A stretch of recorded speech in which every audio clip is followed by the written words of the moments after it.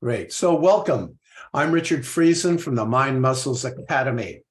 And I'm here today to say something pretty radical, that discipline and willpower as a trader are not very effective. In fact, they can be counterproductive. So we're going to talk about trading success beyond willpower and discipline.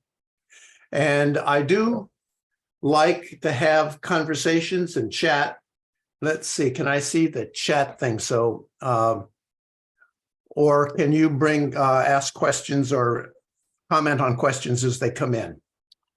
Yeah, if you move your cursor to the Zoom window, you should see a chat button or the Zoom menu. Okay, let's see if I can do that. No, I can't do that with a slide share. Whoops. Why can't I make that smaller? Oh, there we go. Nope. It might be under the More button. Oh, I see. It's at the top. Yeah, More.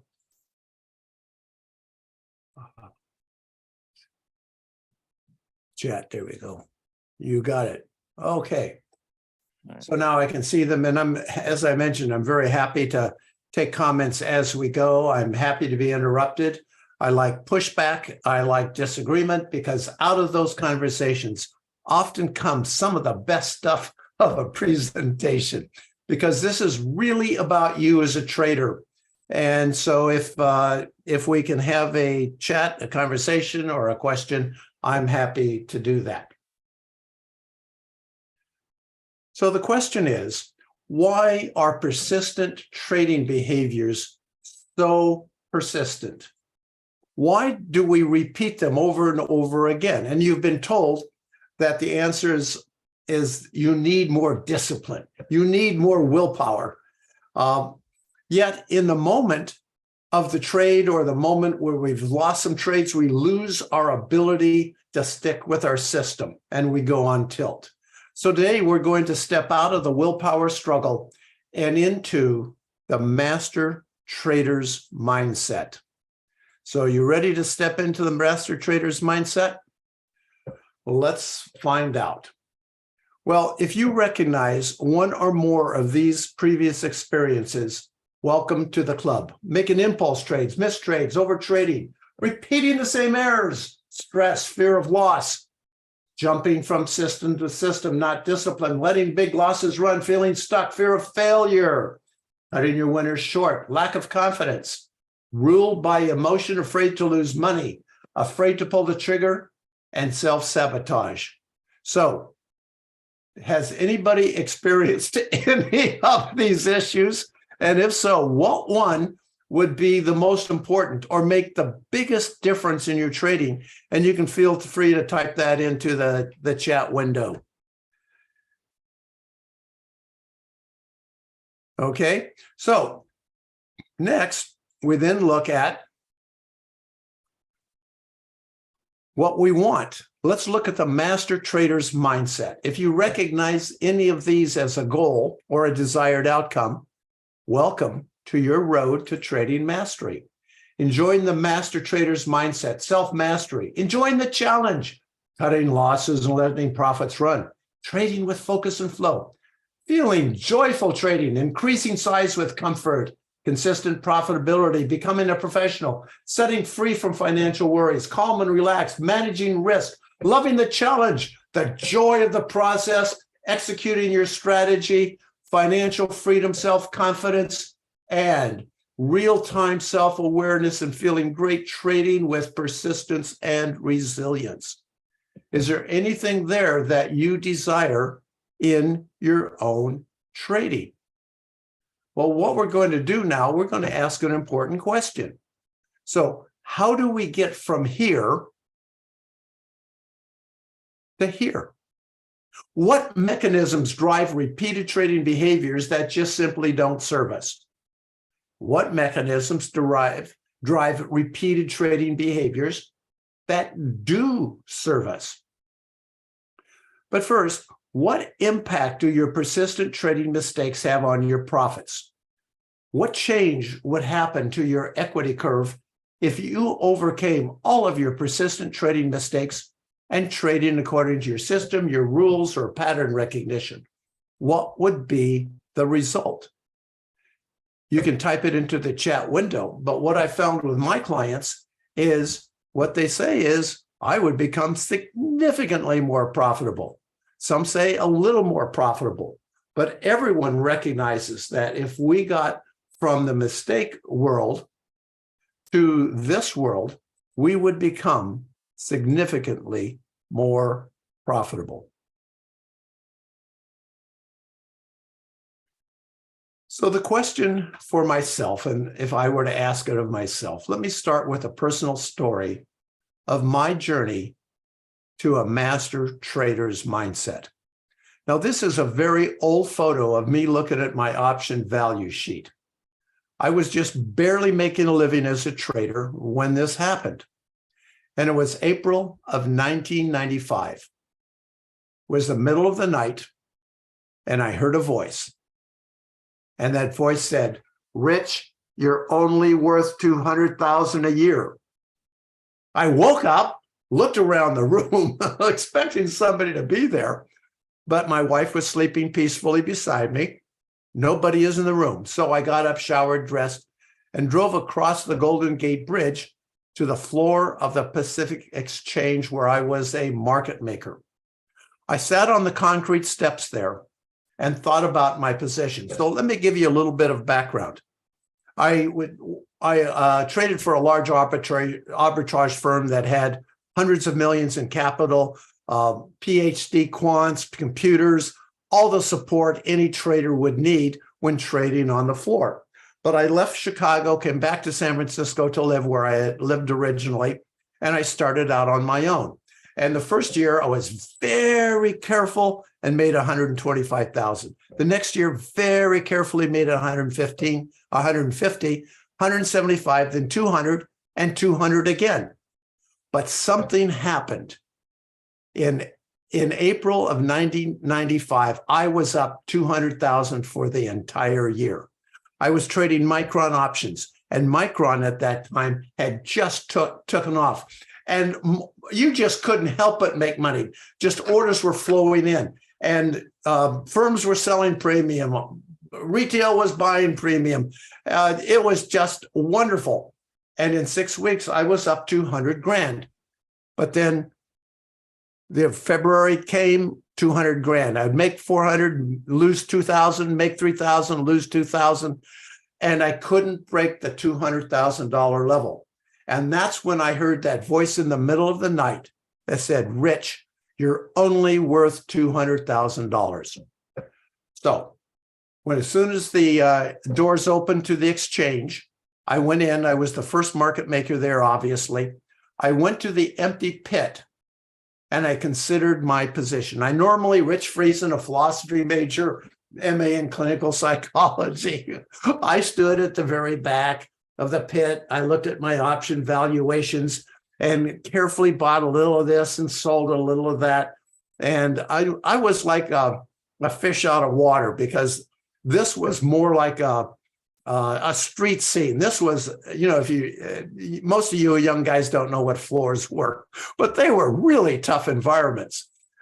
But I looked at myself, I looked at the voice and said, I'm done with that voice. I'm done with that $200,000 limit.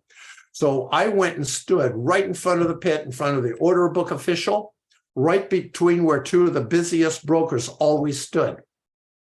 Now, you got to understand that on the floor, you don't own a spot. It's dominated by the toughest, meanest, sometimes the most well-capitalized, the most aggressive trader on the floor. And I stood in his spot. Rich Friesen stood in his spot. So the rest of the market makers started coming in. This was 6:30. The market opened, and he looked at me. He looked at the clock. He looked at me again, tapped me on the shoulder, expecting me to move. I didn't move. A pushing match started, and the exchange official said, "You guys get into a fight, it's a $10,000 fine for each of you." I stood my ground. The bell went off. And I got to tell you, Rich Friesen went berserk. I bought 50, sell you 100, buy 20, sold. I just bought and sold every option series that came on there. The pit thought I had gone crazy. They had never seen anything like that from me before. But I went on to make many times that $200,000 limit. And with that money, I started to train traders and built an option trading company. But what was my surprise? 1/3 of the traders did okay. 1/3 did great. But 1/3, just like me, would just make a little, lose a little, make a little, lose a little, make a little, lose a little. So I thought, what if? Imagine, what if they had some of the same issues that I did, or they had their internal limits? So I was fortunate in that my sister, Wendy, was freshly minted from hypnotherapy school, very eager to apply her trade. So she came in and worked with the traders. And what we discovered is, like, one trader was from West Virginia, a dirt poor family, very smart. His intelligence took him away from West Virginia, but he, on a subconscious level, if he started to make money, he would be expelled from his family. He had brothers, sisters, aunts, and uncles. It was a tightly knit family community there, but everybody was poor. And he would be disconnected from his family with wealth. Now, that may or not be true, but that belief kept him from excelling. We had another whose father was an immigrant, worked 2 jobs to put him through school to give him the best education he could. And on a subconscious level, he believed that if he easily, without struggle, made more money than his father, oh my gosh, that would be disrespectful, because what it would mean is that his father had worked so hard when he didn't need to, that money could be easily made. A third trader had a younger handicapped brother who he was very jealous of, who got all the attention in the family. And he knew that if he made money, his mom would come to him to take care of that little brother who he was really upset about. So how did he solve it? Simple. Just not make money. However, trading is all about money. What I discovered was that conflicts about money can impact trading profits. I went on to document everything I could about the psychology of trading, money, and wealth. And from these experiences and working with traders and analyzing over 1,000 assessments, I wrote a book, A Private Conversation with Money. Now, what happens when we know what to do, but sometimes feel like it's so hard to break old habits that no longer serve us? You might find yourself repeating costly trading behaviors over and over again. And the traditional advice is be more disciplined. The result of forced discipline is building a 2-story nut house in your brain. The top story is our conscious, rational, and analytic part of ourselves. The bottom story is our survival mechanisms, our impulses, our animal and emotional parts of ourselves. The goal of the top story is to subdue the bottom story. However, the bottom story is connected to our limbic brain, which is part of our survival instincts. And the top story will lose that battle most of the time. In fact, without our emotional brain, we can't even make decisions or discover trading patterns. Our conscious brain does not have the bandwidth to do what we need to do as traders. So what we've all been told doesn't work for most of us. Maybe, just maybe, what we have been told just isn't the most effective mental model. Telling a trader to be more disciplined is like a track coach telling a sprinter to just run faster. In the book, The Hour Between Dog and Wolf, John Coates explains that how traders trade is that they trade from different brains. That's right, we have different brains. Traders experience brain chemistry changes with profits and losses. That includes steroid hormones such as testosterone, estrogen, and cortisol. Cortisol is the main hormone of the stress response. Cortisol takes over after a series of losses and impairs our ability and our judgment about risk. The winner effect, on the other hand, creates a surge in testosterone. We get cocky and we think we can't lose. When I work with traders in private coaching, we work to establish the level of change that we need to improve for a specific trading behavior change. If you will recall my own story about my worthiness, that change was at the deepest level of identity. Traders I hired needed option trading knowledge for sure. They needed the skill to know how to buy and sell, the pit behaviors, the beliefs that they could be successful, and the identity of worthiness to know they deserve success. Now, you're going to think I'm crazy here because no trader has ever, not once out of hundreds, come to me stating that the problem they have is personal worthiness and a belief in their success. However, as we look at repeated trading errors and work with the clients, this is often a driver. So all the traders out there, you say, no, that's not a problem I have. Well, you might be in for a surprise. So how does change occur that creates consistent trading profits? At Mind Muscles, we start with a golden keys. The first is awareness. The second is acceptance. And the third is agency and asking for what we want now. Awareness is the foundation. Without awareness, we're simply a sum of reactions to an event. With awareness, we can interrupt the reaction. So let's say in real time. So right now, Rich Friesen sitting here, I notice my chest is a little tight. Take a breath, my stomach's a little tight. I'm pretty excited about giving this presentation. I'm happy to be here. I'm a little excited, a little jazzed up. So I've just did an awareness check. Now, what happens is if I do that awareness check often enough, I become my awareness rather than just my reactions. And with a lot of repetition, that awareness becomes my decision process. I can decide from up here rather than simply having the emotional reactions. The next and the third of the golden keys is acceptance of what we discover. This means we don't judge ourselves for our subconscious beliefs. We discover them with curiosity. I mean, if I were to discover that I had an internal belief about, let's say I was a failure and couldn't make it, and then I judged myself for having that, well, not so helpful. But if I can say, oh, that's fascinating, that really helps. So we accept what we discover with our awareness and we move on. As an aside, I've joined an improv theater training.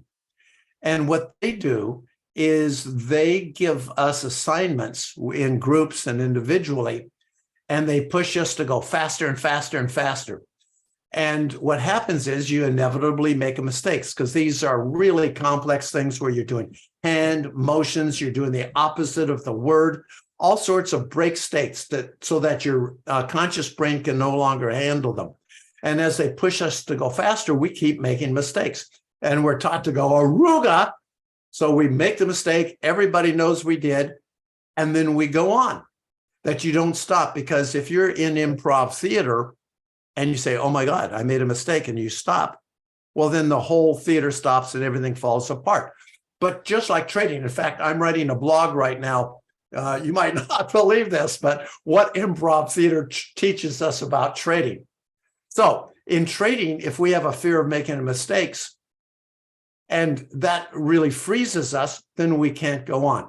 So we accept our mistakes, we accept what we learn, and we move on from there with curiosity. Now, as I mentioned, agency starts to develop with awareness and acceptance. This means that we're not only aware in real time, but now we have a new function that allows us to ask from our highest self, What do I want now? So if you want to expand your own awareness, you can take our complimentary 15-minute trading assessment and discover the precise issues that will make the biggest difference in your trading P&L. And to take this, you can go to mindmuscles.com/psych, PSYCH, to take this free assessment. And with this assessment, you can determine the level of change that will be most effective. If you try to, let's say, get more knowledge about trading to solve a belief system problem, you're at the wrong level. Awareness of the level of change can be a big trigger that creates trading behaviors that serve you better. And knowing which level of change you're doing is really important. Otherwise, you're trying to solve the wrong problem. Now, if you want to ingrain positive changes at the knowledge and skills level and the behavioral level, our online self-guided compass course is a time and cost-effective experience. And David, to make this even better, we're giving the first 20 applicants 70% off to make this just absolutely a cheap no-brainer. And you can discover that again at mindmuscles.com/psych. And we're including our market metrics application with a compass course today. And our market metrics makes the internal behaviors external in a visual that has the impact, what I like to say is a brick on the forehead. So let me explain why that is a brick on the forehead. We first start with the previous behaviors that no longer serve us. For example, moving stops and targets, letting setups pass and not executing them for fear of losing money, tight muscles and breathing when trading, like I have right now. Loss, that upsets my appetite. I get fearful. Every tick is a referendum on my abilities. So we look at all the behaviors that no longer serve us. Then what we do is we make a shift. We ask, and this is sometimes really a challenge to do on your own, because I can push here and push beyond our normal thinking. I ask, what is the positive intent of the behaviors and the issues? To stay in the green and say I made money, financial success. To keep the money I have and not lose money. Reflect my fear in my body to keep me at attention. To keep me safe from blowing out. Hoping for that feeling of joy with a profitable trade.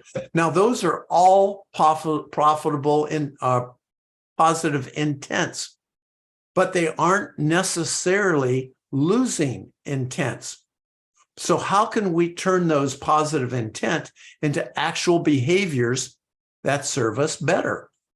Well, what we do is we step into the master trader's mindset. And now what state of mind do we want as a master trader? I want to feel comfortable allowing all my trades to play out as pre-planned. I want to stay in the flow so that I pull the trigger easily on all setups that fit my plan. Physically relax, deep, slow breathing. Experience losses as a statistical event only. Joy with my process, not my P&L. So now we can measure the behaviors that matter. The client can see instantly what behaviors are serving them well and what behaviors are a drag on their profits. We discussed awareness, that is the foundation for behavioral changes that not only feel better in the moment, but also support our goals. Well, here's an exercise that you can do. Before you start trading, step into your master trader's mindset. We have a guided visualization that can set the stage, but you can do this by just imagining yourself as a master trader. Or imagine yourself in the shoes of a master trader that you admire. Now, take the time to feel yourself as a master trader. Notice your physical sensations such as breathing, muscle tension, heart rate, and make a note of them in the journal. Next, notice your emotions and feelings as a master trader. Note these also. And finally, notice the positive quality of your thoughts as a master trader. Now, next, set an alarm, and depending on how active you are as a trader, say for every 15 minutes. When the alarm goes off, do the same exercise. Measure your sensations, emotions, and thoughts. Notice any difference from the mastermind trader thoughts and feelings? Are they the same? Repeat this during your live trading. Does the experience change with a profitable trade, a losing trade, just with time trading? Now, what you're going to notice is a shift in your physiology, your emotions, and your thoughts as you trade. Now, we have an easy step-by-step process in our online Compass course, but you can do this on your own. We create an easy path to awareness by starting with our physical sensations. We score our awareness as a set score from -5 to +5. A -5 would be physical sensations would be like 6, hungover with no sleep. A +5 would be overly caffeinated, jumpy, rapid movements. And the 0 is where we're well rested, exercised with physical reserve. And the same applies for our emotions and our thoughts. Now, we know that our primitive brain delivers more intense pain when we lose a trade than pleasure when we're profitable. So dealing with a loss is the #1 issue most traders have. And here's how we reframe loss to avoid the pain. We turn all trades into either lucrative or lousy trades. A lucrative trade is a trade where you are physically, emotionally, mentally prepared. You're in the master trader's mindset. You execute your system on time. You allow the trade to go to your target or to play itself out, and you exit the trade. Now, it is a lucrative trade, whether it is profitable or not. It may have hit your stop almost right away, but it is still a lucrative trade. Now, a lousy trade is one where you come in, maybe you're hungover, you didn't get enough sleep, you're angry at your spouse or whatever. And then you come in and you make a trade, and it's not from the right mindset. You entered the setup late, you're pissed off, you took profits too soon. That is a lousy trade. And it doesn't matter if it's profitable or not, that is a lousy trade. So, as you can see from this chart, this woman, if she got rid of her lousy trades and just took the lucrative trades, she would go from a loss of about $1,000 immediately to a profit of over $11,000. So, paying attention to lucrative and lousy. And what this does is every lucrative trade you make is profitable. For example, if I gave you a 2-to-1 advantage over a coin flip, and I say, I'll pay you $200 for every time you call a coin flip correctly, and you pay me $100 every time you call the coin flip incorrectly, is that a trade you would make? Well, if you didn't, maybe you should consider your career as a trader. So most traders say, yeah, I'll take that. So if we flip the coin once, we make $200. If we flip the coin another time, we lose $100. So the net we make on average of 2 coin flips is $100. Since there were 2 coin flips, we divided by 2, and that's $50. That means with our statistical edge, every trade is worth $50. So it doesn't matter whether that trade was profitable or not. So we don't have losing trades anymore. We only have lucrative trades. So when I review the graph of a client, I can tell in 30 seconds what we need to do to make a change that will have the biggest impact on the P&L. I can look at their behaviors and processes and seeing which new behaviors they are following in the dark green. The yellow means or the light green means sometimes are not quite as good. The yellow means just half and half, and the red means we aren't doing it at all. So I can see which behaviors are impacting the P&L. I look at their set scores.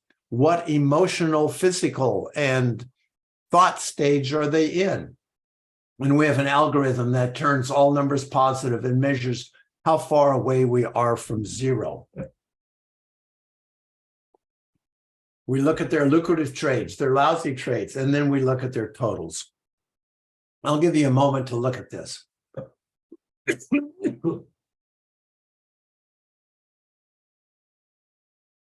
So with this market metric sheet, we can immediately know where to go and what to fix. And we know what level to fix it on. Knowledge, really simple, doesn't take a lot of time. Skills, behaviors, beliefs, and identity. I told you my original story about I'm not worthy of $200,000 a year, more than that. Well, that was a real identity level. And it was that voice in the middle of the night that said, I'm done with it. But when we work on identity level issues, it takes more time. So if we're not going to pick discipline and willpower as our method of motivating ourselves to change, how do we do that? Well, in my current model, change only happens in the moment when the new behavior feels better than the old ones they replace.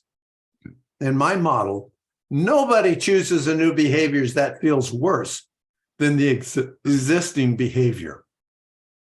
Willpower and discipline fail if we have to do something that feels worse, a new behavior that feels worse than the old behavior.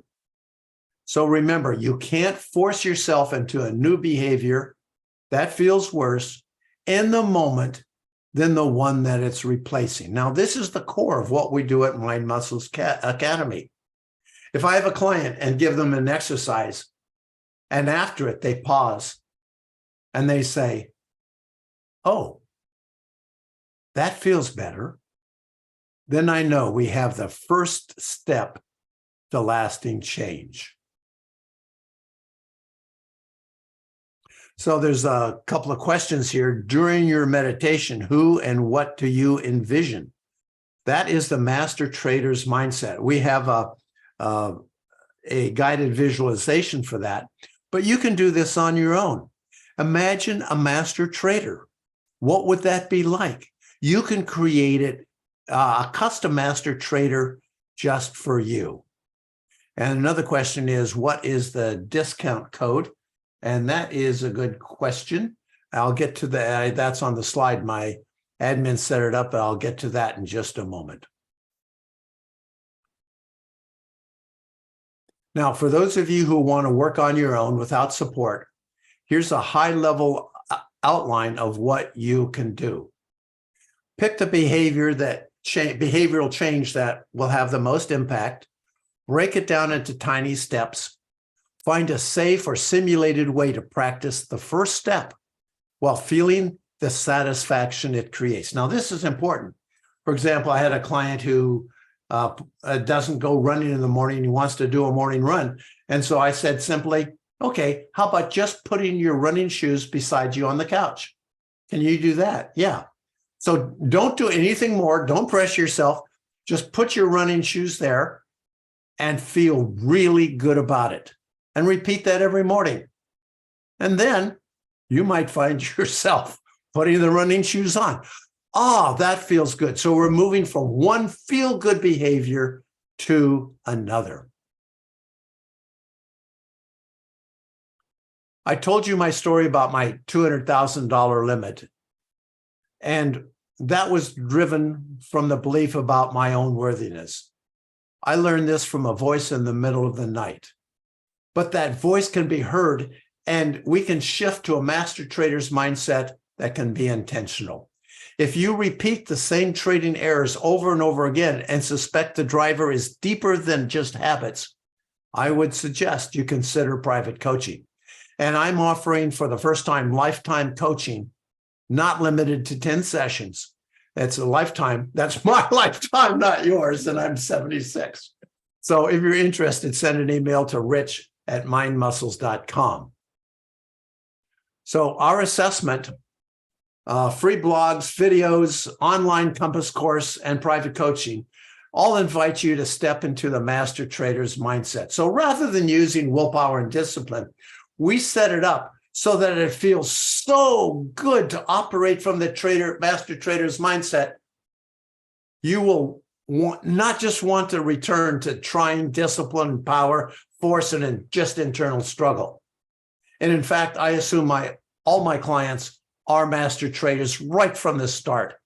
Now, we may have some cleanup to do, but if we start with that, if we start with stepping into the master trader's home, the master trader's mindset, then we are in a place that feels better from the start.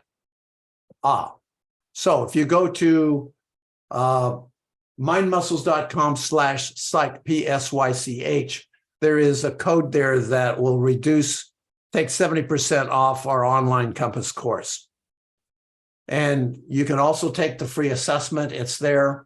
When you go there, you can find the biggest trade killers and steps to obliterate them. And again, the 70% off is for the first 20 applicants. And we'll give you the Compass course along with the market metrics application. We've got it so it's just a no-brainer. If you want to learn more about private coaching, rich@emails.com. rich@emails.com. Sorry, rich@mindmuscles.com. And I'm happy to have a complimentary conversation with you. So if there are any questions, I'm happy to answer anyone, to stay on for a while. I kept this short so that we would have time to answer any questions from the text box. And the question was, what is the biggest profit you earn? Well, you got to realize that when I worked for a hedge fund, we had $100 million in capital. And so one day I made $200,000 in a day, easy. I also had some major losses. As an independent market maker, I had some $100,000 days, but those tended to be unusual. I stayed with a process. So I didn't set, in fact, let me talk about this for a moment. If you're a client, you come to me, say, my goal is to make $1,000 a day. I go, okay, we have some work to do, because the market is not a slot machine, or it's not an ATM rather. What we do is we move to process. I don't shoot for a profit. I continually shoot to improve my process. How was my process yesterday? Did I make lucrative trades? Was I aware? Was I sleepy? Did I miss things? So I look for process improvements. And once I have the process improvements, then the profits I earn follow. And if I have a process, then when opportunity comes, I can take advantage of it. If there's no opportunities, then I follow my process. And it's a win. Every day I can say, wow, did I follow my process?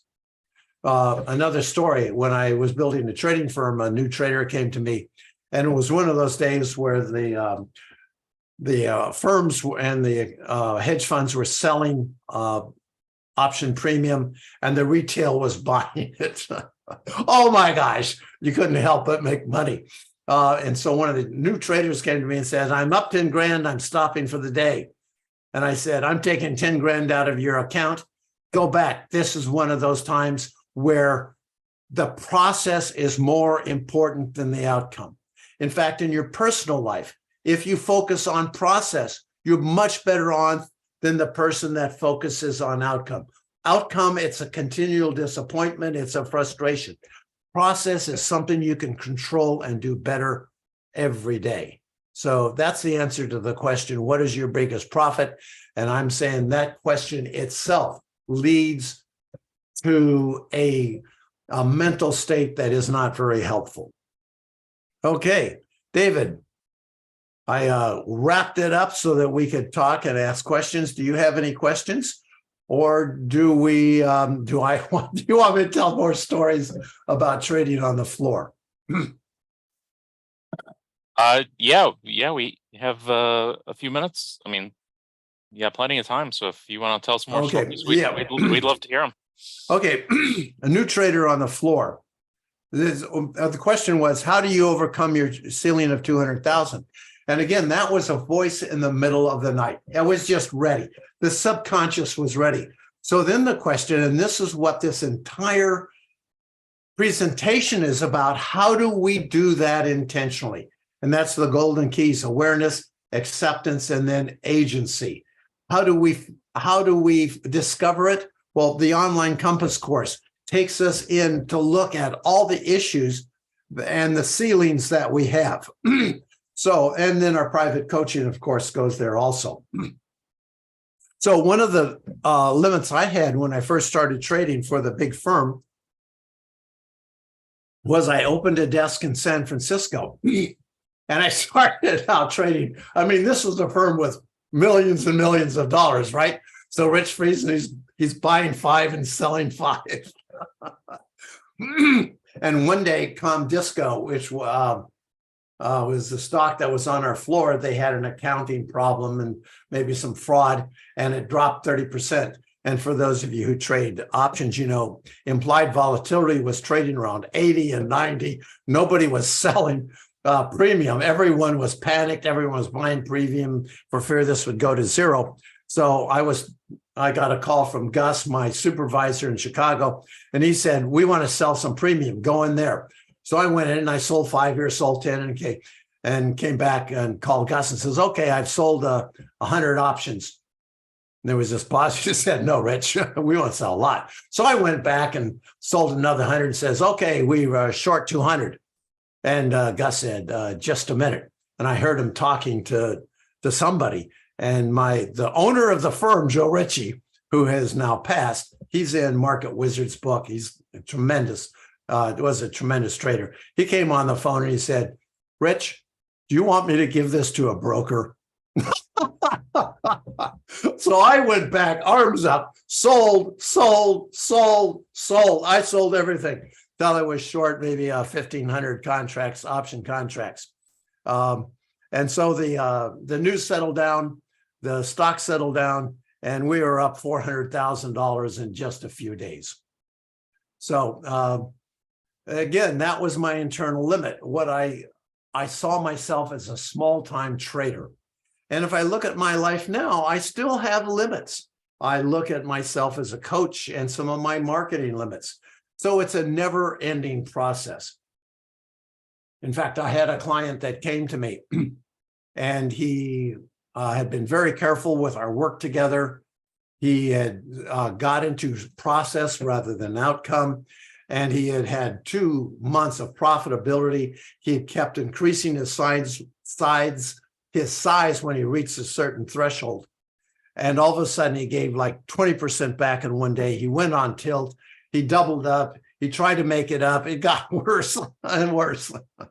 So he came to me really upset and says, I can't do this again. I just can't do this again. And I said, so what? So what? Yeah. So what? And he didn't understand that at all. What do you mean, so what? I just gave 20% of my capital back. Yeah. And that's where I told him about the improv, that, yeah, we make mistakes. So what? And I said, as you increase your size, what happens when you're making and losing $100,000 a day? You're going to go on tilt again.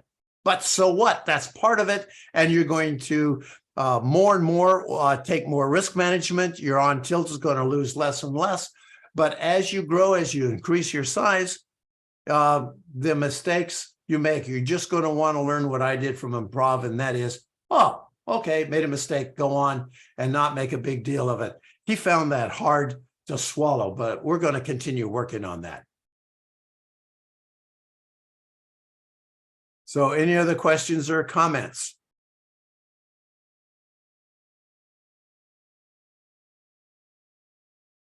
So everybody knows what the website is, mindmuscles.com/psych.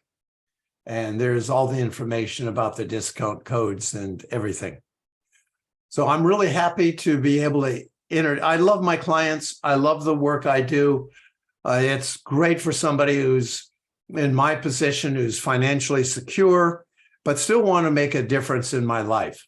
And that's where I wrote the book, A Private Conversation with Money, to help invite people to a new relationship with money, with rapport, with their meaning, with their values, so that they can go full out and create the financial life they want.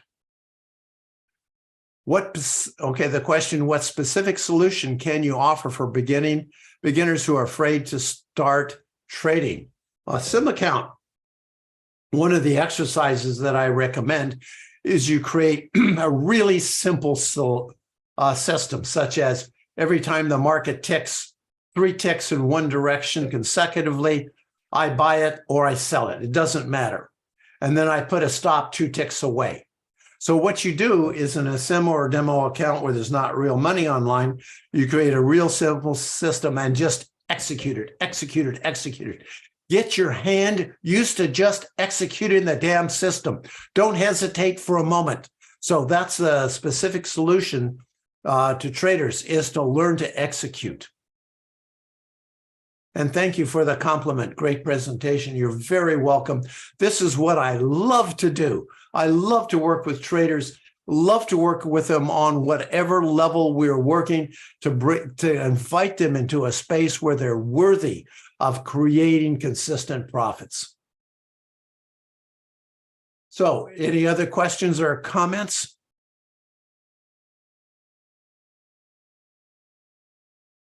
Well, I wish you all very much well. I hope to be hearing from you. If you have any questions or comments, you can email rich@mindmuscles.com. I respond to all the traders who contact me. And the question here now is, what is a winning mindset? Well, that is a winning mindset where you are worthy at the identity level. You have the beliefs about the world, that there's opportunities out there, and that you have the intelligence, the ability, the stamina to get them, and that you can execute them. Be like Elon Musk. His rocket blows up and he says, wow, what did we learn? That's great. And so if you can come to that, if you can have the identity that's worthy, the beliefs about the world, there's opportunities, the behavior that is not afraid of mistakes, and there are learning opportunities, you're well on your way. The discount code is at mindmuscles.com/psych. And if you go there, and I believe there's a discount embedded in that website. Okay. I think it's about time to wind it up so the next person can join. And thank you so much, David, for hosting this. I know from the hundreds of emails I've gotten, this is a tremendous amount of work. You are providing such a wonderful service for traders at all stages of the game, and bringing all the people together who have different views and a lot of wisdom and talent to share. So, David, I give you my appreciations for doing this, and thank you so very much.